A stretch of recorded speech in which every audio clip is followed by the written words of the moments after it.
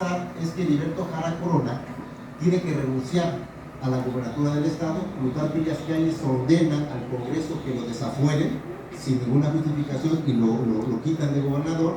Y está la otra situación, viene el proceso sucesorio. Recordemos que en 1927 se reforma la Constitución para que pueda haber reelección, que es pues uno de los principales, la principal lucha del maderismo fue el sufragio efectivo y ganó la reelección. Se modifica la Constitución con el fin de que Álvaro Obregón, después de haber dejado pasar un periodo de Cárdenas, se vuelva a lanzar a la candidatura a la presidencia de la República, y es cuando un grupo de militares no está de acuerdo y decide también lanzar su propia candidatura. Tenemos a mano derecha al general Arnulfo R. Gómez, que decide lanzar su candidatura a la presidencia de la República para combatir la reelección de Álvaro Obregón. Arnulfo R. Gómez viaja aquí en el estado, se une con Miguel Alemán, hacen un acuerdo político y deciden que los dos van a ser candidatos. Van a ser candidatos de un partido interesante que es el Partido Antireeleccionista. ¿Sí? ¿Qué mejor nombre que el de la lucha en contra de la reelección que llamarse como tal Partido Reeleccionista? Y este partido va a lanzar como candidato a la presidencia de la República a Arnulfo R. Gómez y candidato a la gubernatura de Veracruz a Miguel Alemán González.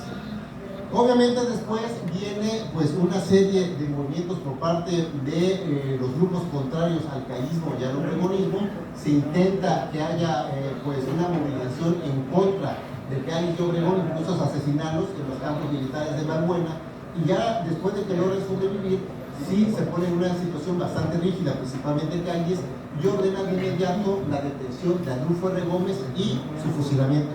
Arnulfo R. Gómez no era veracruzano, pero se volvió veracruzano por muerte porque deciden fusilarlo en el panteón de Coatepec, acá cerca de Jalapa, y finalmente, después de que lo asesinan, le da tiempo a Miguel Alemán para huir.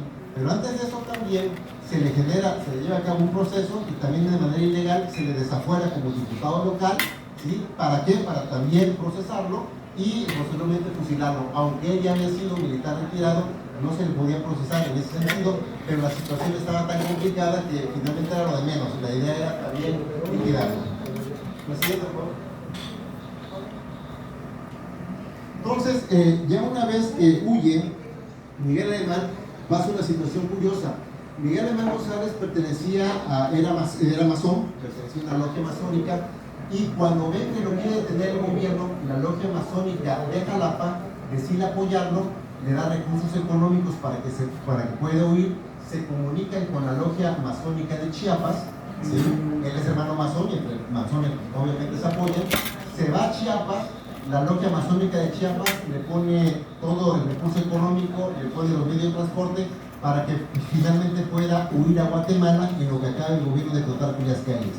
Está todo listo para que Miguel Alemán González se retire hacia esta zona, pero finalmente magonista, ¿sí? Finalmente idealista, también se asesora y él toma conciencia de que si se va propiamente se va a consumar el movimiento reeleccionista, que es uno de los puntos también que el Partido Liberal Mexicano de Ricardo Flores Magón pues había establecido en sus documentos básicos, en sus estatutos, ¿no? La no reelección.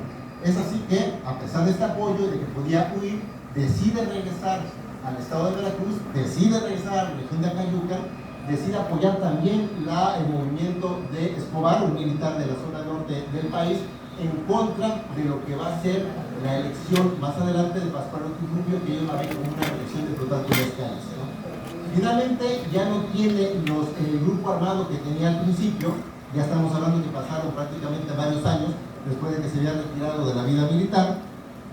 Se levantan armas en esta región, llega el ejército federal y en la zona que se conoce como Aguacatillo, que es un cerro, una loma que está ahí en la zona de San Juan Evangelista, ahí pues lo rodea prácticamente el ejército federal junto con sus tropas, le piden que se rinda, no se rinden, optan por llenar una gran cantidad de gasolina alrededor del cerro para que se pueda incendiar y finalmente ellos puedan salir y rendirse. El ejército o los soldados que acompañaban a Miguel Alemán González se rinden. Él no se rinde, le siguen exigiendo que se rinda, y antes de rendirse decide tomar su pistola, darse un tiro y se suicida, ¿no? Entonces esto ocurre en marzo de 1929, ya posteriormente sus restos fueron localizados y fueron enterrados en el panteón de San Juan Evangelista, y ya cuando su hijo llega a ser presidente de la República, ya lo trasladan a Cayucan, que es donde actualmente está ahí enterrado, ¿no? Esto es a grandes rasgos y a grandes Miguel Alemán González. Esta foto que ven ustedes aquí es de las últimas de él.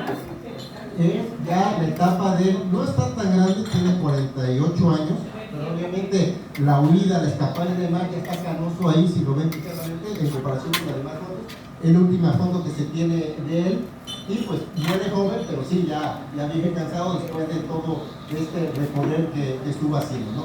Entonces es enterrado finalmente ahí en lo que es Acayuca, se levanta una estatua en torno a él, pero importante porque siempre que se habla de él, no se habla de alemanismo, se habla de magonismo, que es el punto principal. Estamos hablando personalmente de él porque es el máximo representante armado en materia magonista aquí, ya independientemente de cuestiones políticas y demás, pero sí reconocer en ese sentido pues el movimiento que encabezó él, tanto Hilario Cisales. Los postulados de la Revolución Mexicana y los postulados del magonismo finalmente se llevaron a cabo durante la Constitución, tanto Heriberto Jara como Miguel Alemán, Cándido Aguilar, ¿sí?, que son precursores de la lucha en materia laboral principalmente, pues quedó establecido en lo que hoy en día es el artículo 123 constitucional, ¿sí?, el artículo 27 constitucional que habla del reporte horario, el artículo 3 que habla de la educación, que también viene dentro de los principios del Partido Liberal Mexicano de los Flores Magón, y que quedó asentado en la Constitución. Pasamos de los magonistas originales, idealistas, que no quieren ser gobierno, a los magonistas que se dan cuenta que hay que ser gobierno para que finalmente se puedan llevar a cabo los cambios, los principios liberales que ellos querían estar llevando a cabo, y que se manifiestan también en la Constitución. Si hay Estado, tiene que haber ley, tiene que haber Constitución, finalmente, ellos lo entienden, y en ese sentido, pues, se materializa la obra de Ricardo Flores Magón.